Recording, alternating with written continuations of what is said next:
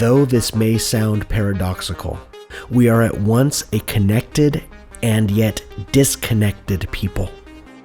Our friends, family, and loved ones are as close as the cell phone in our hands, and yet we've never felt more isolated. Depression has never been more common. Suicide is at an all-time high, and the dependence on prescription drugs and alcohol continues to skyrocket. In the midst of this lonely world, some find a salve for the pain. Here are two named Mike and Laurie. The killer coronavirus probably originated from a laboratory in Wuhan. China is being accused of censoring critical data about the coronavirus. I see many younger people who seem to have more fear than when I was young. Today, everything is captured.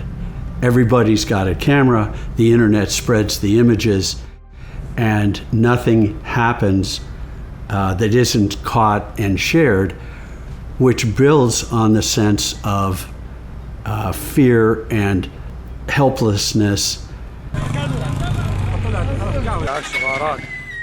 Today, the news never stops. There's a sense that you are responsible if you don't act. If you don't respond, send money, tweet, or whatever, and that was not the case when we were younger. It's even harder today to get those thoughts out of one's mind. We've talked about COVID, where that 4 years ago, totally changed our world. And I think it hasn't bounced back yet. You still see people who are fearful of being with others. And we have neighbors who obviously don't even come out of their house anymore. And we haven't seen them in years. You can see that the door is open, but you never see a person.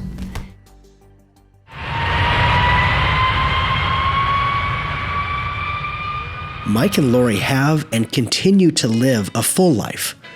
Both educated, avid readers, world travelers. And for a long time, living in England, where they enjoyed visiting the grand churches and cathedrals. We had been very involved in a local Presbyterian church.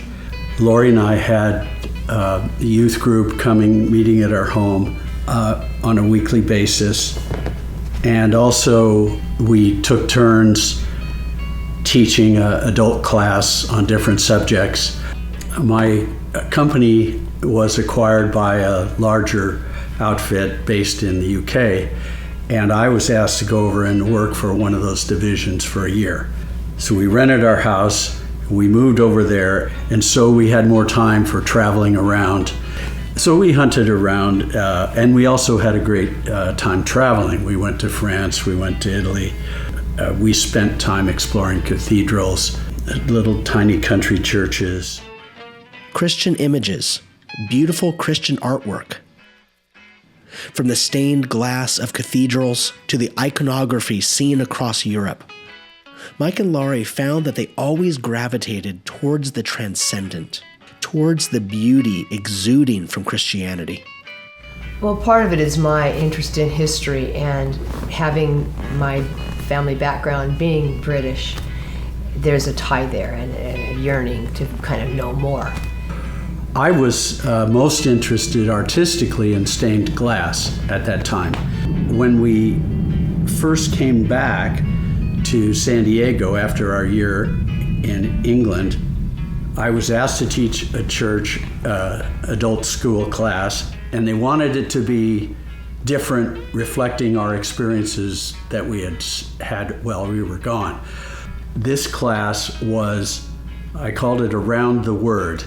And I said, I want to cover all the ways that the gospel is communicated historically and today besides the Bible.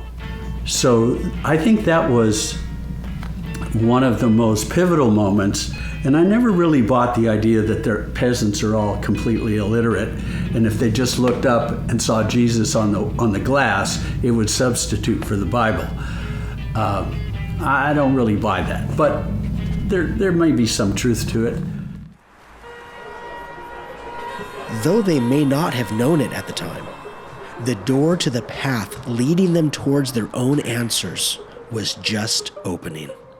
Maybe not the first time this has been said, but a treasure was found one day at an antique shop in Seattle, Washington. Only the treasure found was not for sale. Not yet. We made a trip up to Seattle to visit family, and while there, we were walking around, and I noticed this big cabinet behind me in the window of an antique shop for my office. So I went inside, and the walls were lined with icons. And that was a surprise. But I inquired at the front desk, are any of these for sale? And the owner was like, no, these are my collection. I just don't have room at home. Essentially what happened was a few months later, my sister called me and said said that she was driving by that shop and she saw that they were going out of business. She stopped to talk to the owner, and he said, I'm going to sell these icons. So yes, we were fascinated by all these icons around the walls and had not really noticed in our, in all of our travels, we didn't have any occasion to go into an Orthodox church where we would have seen icons. We may have, but it didn't really ring a bell. But when we walked into this antique shop and saw all of them, it was quite fascinating. Mike remembers fondly one icon in particular that perhaps changed the course of their lives.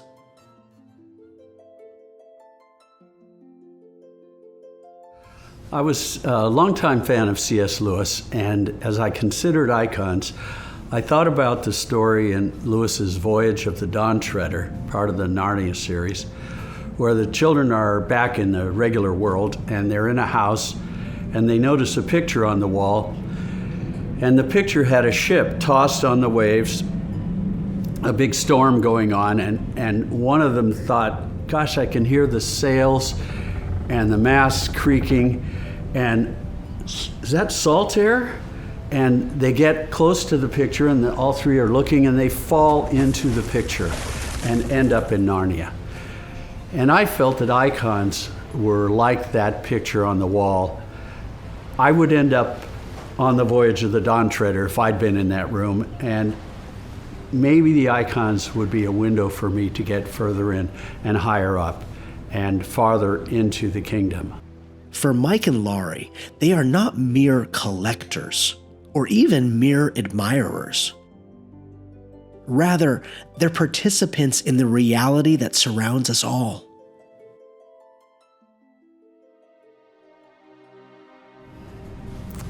As we began to collect icons, more traditional paintings and things we had on our walls were displaced, and I had to add an extra mantelpiece to hold more icons. But we discovered that they weren't passive observers on the wall.